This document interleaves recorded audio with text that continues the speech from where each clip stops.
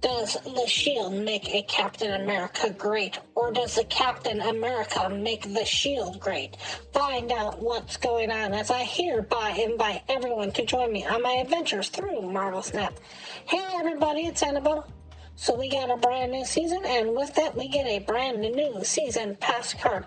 And since the season pass card doesn't get its own spotlight anymore, the first Thursday of every month I like to come and do a review on the season pass card. This time around we are talking about Sam Wilson, aka Sam Wilson, Captain America. Sam Wilson is a former United States Air Force airman who wielded an experimental military wingsuit operated under the callsign Falcon. He decided to leave active duty when his wingman was killed in action. He met Steve Rogers and was drawn into his conflict with HYDRA, as Rogers needed help from anyone not associated with S.H.I.E.L.D. since they had been infiltrated by HYDRA. Retaking his own wings, he then assisted with destroying all of the schemes of world domination.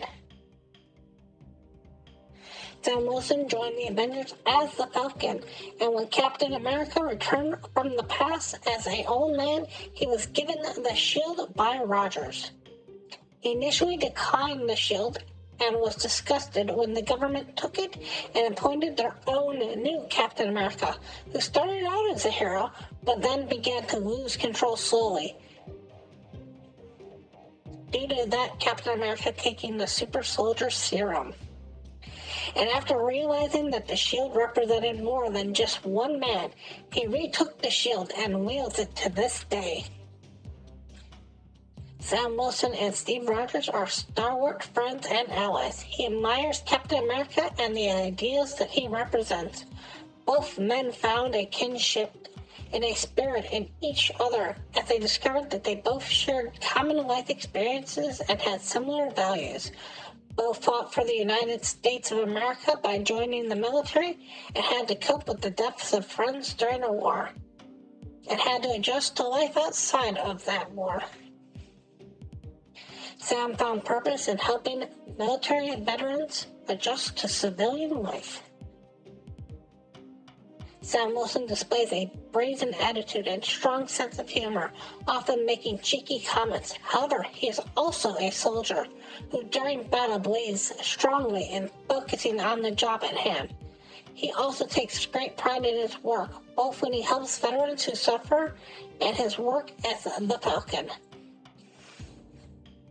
Unlike many, he does not hold grudges, being deeply compassionate and empathetic towards others, and believes in forming his own opinions of others instead of going by what others think. Sam Wilson does not possess any innate powers, but he is granted several abilities through his use of his suit, which he uses to great effect. The combat goggles allow him to view multiple spectrums and see objects that are either too far away or too small to be seen with the naked eye, and by using his specialized wing jetpack, he is able to fly. When Captain America decided to give up his mantle, he was proud to also give him the indestructible iconic shield of Captain America. Sam Wilson uses a wing costume to fly around and become the Falcon, and eventually got past the indestructible iconic shield of Captain America as well as his mantle. This is represented in Marvel Snap as at the start of the game, an indestructible iconic shield of Captain America will show up at a random location, and it can give both power to both Sam Wilson and Steve Rogers, granting them extra strength as long as it is passed to them. However, only the Falcon Captain America can give it the ability to fly around. So in Marvel Snap, what this card does is a 2 cost 3 power with the description of start of the game, which means at the very start of the game, it'll add a card known as Captain S.H.I.E.L.D.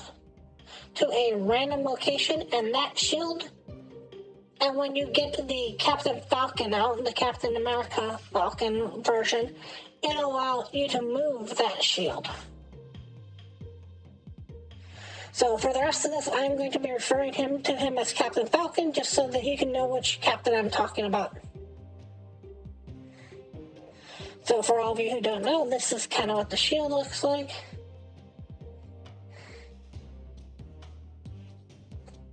And the shield is a 1/1 that by itself will give +2 power to both Captain America and the Captain Falcon whenever it moves to their location, but it on its own cannot move. Overall, I believe that the new Captain Falcon is about a 4-star card. Let me go over some of the reasons why I do feel he is this powerful. So let's talk about the first big thing in the room. All in all, just on its own, you would look at this card and be like, it's a 2/3. But it's not a 2/3. Because of the fact that the shield shows up on the first turn, and you would play Captain Falcon on any other location than the shield unless you can't for some reason. And as long as it's not turn 6, you have the ability to move the shield once. And between those 3 things, it gets as much power as a Maximus. Because it gets the 3 from itself, and then it gets the +2 for moving to its location, and then it gets the +1 because the shield's a 1/1. So having a Maximus with no downside is pretty strong. Just in general, you're basically looking at a Nightcrawler with 1 less power. A lot of times Nightcrawler, unless something really weird happens, isn't going to move. But even though it's only a 1/1 instead of 1/2, you do get the plus side of it being indestructible. And there's something to be said about that indestructibility. It almost reminds me a little bit about like the American Chavez, not the current American Chavez, but the old American Chavez, where basically certain games you almost didn't want to draw the Captain Falcon, so I do think there will be certain games where you don't want to draw him at all, and just be happy that the shield exists. Speaking of the shield, now when they originally were talking about this shield, they were talking about making it an equipment, and I'm kind of glad that it didn't end up being an equipment or any kind of new card. It's just a regular card like every other card. So everything that affects a regular card affects this card, which means that if you want to, need to, you can put a shield inside a Hulkbuster. It's funny when it happens. Other thing that you have to remember is that even though it is a card that helps buff up the Captain Americas, it is still a move card. If you do get the Sam Wilson out, you can sometimes not even have the second Captain America. So if you get the Captain Falcon out, you don't need the Captain America to make things like Kraven move. So it's a powerful card for Kraven. Also, do remember, it is a 1-drop, and it is indestructible, so cards like Marvel Boy could get some use out of this. If you are playing a Marvel Boy deck where you're playing a lot of 1s, this is a good thing to pull out one of your 1-drops to just have a card that can get buffed by Marvel Boy that is literally indestructible without needing the Chimera showing up. The most obvious effect is the Captain America. You want to play any deck that almost has Captain Falcon has to have a Captain America. It's really nice that there are cards that are coming out that Second Dinner is making that are helping out older cards like Captain America. This is giving kind of a new life to just Captain America by itself. Because the fact is the shield has an ongoing effect no matter what. Assuming it doesn't get knocked out by some weird thing like Red Guardian, or anything else like that. The shield itself has an ongoing effect. So if it gets moved over to Captain America, it gets +2 for the Captain America, which brings the Captain America to a 3/5. And then because it's a ongoing effect by itself, it gives another +2 to the shield.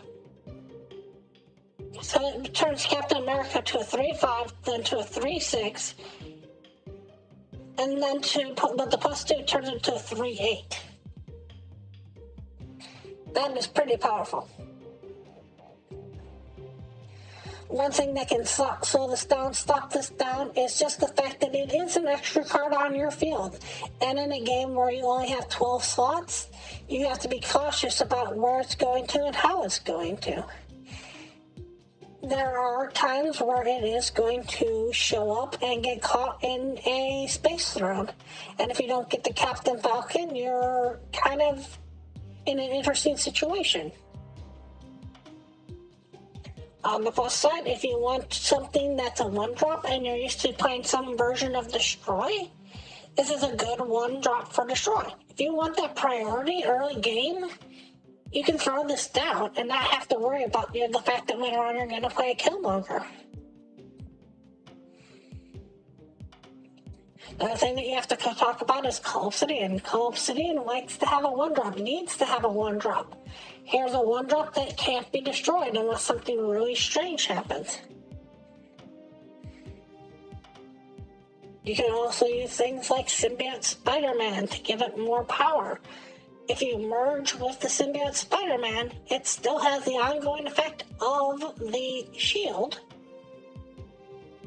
So then you're putting 8 power into whatever location it gets moved to. That's a pretty big ability to have at 4/8 that can just go anywhere that it wants to. Another thing that is kind of interesting about the shield is because it shows up on the board on turn 1, you always have a buff target. This is sometimes a good thing, sometimes a bad thing. If you're using buff effects like Ironheart, or other buff effects that would normally hit the board, if they didn't have a location that they could normally hit because you didn't have a card for it, now you have a card for it. On the other side, if negative effects show up, like a hazmat or whatever, then there's still a target for it to hit. Even though the shield is indestructible, it can still take negative effects from stuff like hazmat. It can still be knocked out by stuff like Shadow King. It can have its ability stolen by Rogue or turned off by Enchantress. So even though it's a good card, you do have to be cautious about what you use it for. And talking about the fact that it is a move card again, there are going to be games where if you get down the Captain Falcon, you're just going to be glad that you can move this card into a location that you had no way of getting into in any other situation. You're going to have a game where all of a sudden you get Sanctum Centurum, or you get Death's Domain, or you get Bar with No Name, or you get Luke's Bar, and you get to move that card. Having that card sit in a location, and then even on turn 6, move to another location, and your opponent go, oh, they can win that location, I forgot. It's a powerful game-winning technique. And sometimes when you get Captain America and you get Captain Falcon, and you just start bouncing that shield back and forth, you can just go crazy. The only problem with that sometimes happens, which might not be the biggest problem in the world, is if your opponent sees that happen, they might just retreat, honestly. And do remember, the shield cannot move the turn that Captain Falcon shows up. It must wait a turn to move. So, the soonest that you can actually move the shield, unless you do something really strange or get something really strange in the game, is turn 3. But you can do that on turn 3, and then you can do that on turn 4, turn 5, and turn 6. And remember, if you do play the Captain Falcon on 2, and then you play Captain America on 3, the shield will not give the power to the Captain America that turn, because the move is the first trigger that happens in every game before any on reveals happen. So, on turn 2, you want to play the Falcon if you get it, and then on turn 3, you want to play down the Captain America and move the shield over to the Falcon, then over to Captain America. Just remember that for the sequencing of events, otherwise you'll kind of be sitting there going, what? Huh? What? The only thing I kind of don't like about this card is I kind of wish that the shield was its own individual thing that you could give to both Captain America or to Captain Falcon. It's kind of mean that they locked a really good card to help out Captain America behind a season pass card and didn't just give this somehow to Captain America a way that he could use this without you needing to have the Captain Falcon. Anyways, I want to thank you all so much for watching, and as always, remember, play for fun.